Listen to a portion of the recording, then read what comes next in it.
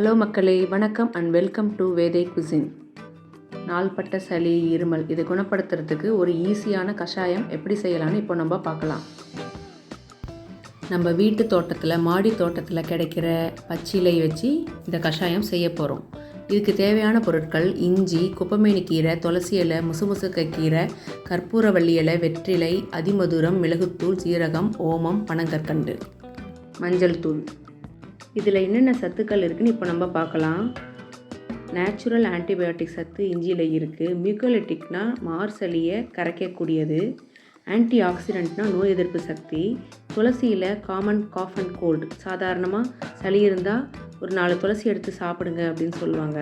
அது மாதிரி அடுக்கு தும்மல், மார்சளி, ஆஸ்துமா இதுக்கெல்லாம் முசுமுசுக்கு கீரை யூஸ் பண்ணுவாங்க. நம்ம எடுத்துருக்கிற பச்சிலையெல்லாம் நல்லா தண்ணியில் அலசி சுத்தம் செஞ்சு வச்சுக்கலாம். ஒரு பாத்திரத்தை அடுப்பில் வச்சு சூடு பண்ணி அதில் 3 டம்ளர் தண்ணி நான் சேர்த்துருக்கேன். இது கூட ஃபஸ்ட்டு நம்ம இஞ்சி சேர்த்துக்கலாம். இதில் நான் வெத்தலை சேர்த்துருக்கேன். வெத்தலையை நல்லா கிள்ளி போட்டுக்கணும். இது கூட கற்பூரவள்ளி இலையும் நல்லா கைகளால் கிள்ளி போட்டுக்கலாம். குப்பமேனி கீரை, துளசி, முசுமுசுக்கை இது மாதிரி கத்தியில் கட் பண்ணி அப்படியே டைரெக்டாக அதில் சேர்த்துடலாம்.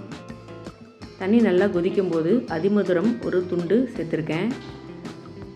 மிளகுத்தூள் 1 டீஸ்பூன், ஜீரகம் 1 டீஸ்பூன், ஓமம் 1 டீஸ்பூன் நான் சேர்த்துருக்கேன். பனங்கற்கண்டு தேவையான அளவு சேர்த்துக்கலாம். 5 நிமிஷம் இதை தட்டு போட்டு மூடி நல்லா கொதிக்க விடணும்.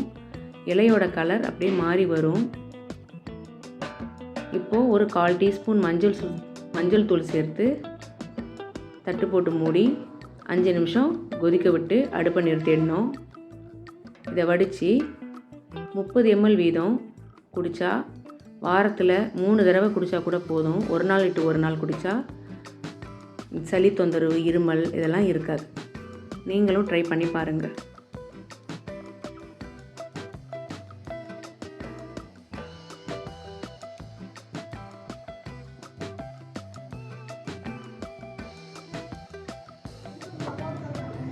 என்ன பண்ணுறீங்க?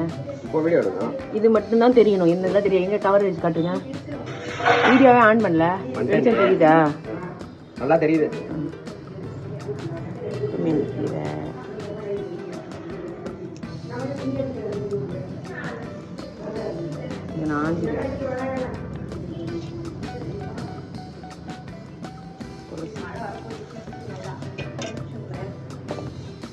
நான் வீடியோ ஆஃப் பண்ணிக்கங்க. நான் சுத்தம் பண்ணிவிட்டு